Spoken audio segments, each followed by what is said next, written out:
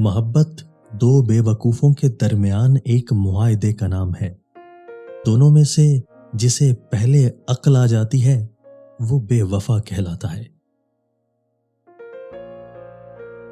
ये जो हादसे होते हैं ये बड़े रहनुमा होते हैं, इंसान के शऊर को आगही की उस मंजिल तक ले जाते हैं जहां आम हालात में जाना उसके बस में नहीं होता। इंसान अपने आप को यूं सिर निगूं पाता है कि उसकी जात का तमाम गुरूर, सारी अकड़ खाक हो जाती है। जो लोग आपको नीचा दिखाना चाहते हैं उसका मतलब है आप उनसे काफी ऊंचे हैं।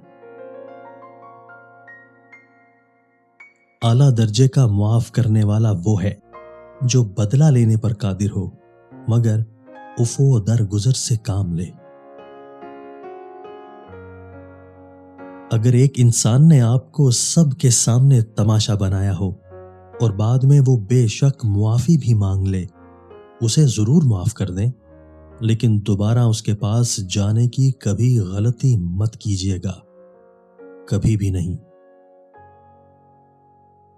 ऐ अल्लाह, उस वक्त को आसान कर दे जिसमें बेचैनियां और परेशानियां इंसान को बेहाल किए रखती हैं, उनसे निजात अता कर, आमीन।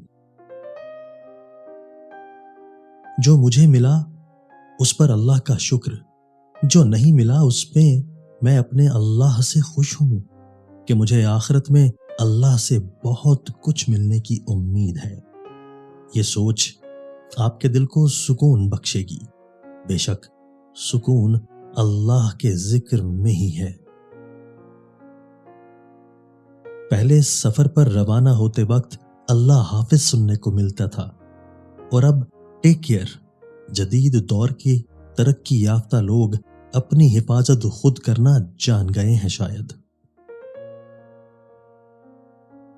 किसी से तवज्जो की भीख मांगने से बेहतर है खामोशी से बैठे रहें, यही इज्जत नफ्स है। दूसरों की छोटी छोटी बातों का ख्याल रखने से बड़ी बड़ी मोहब्बतें जन्म लेती हैं।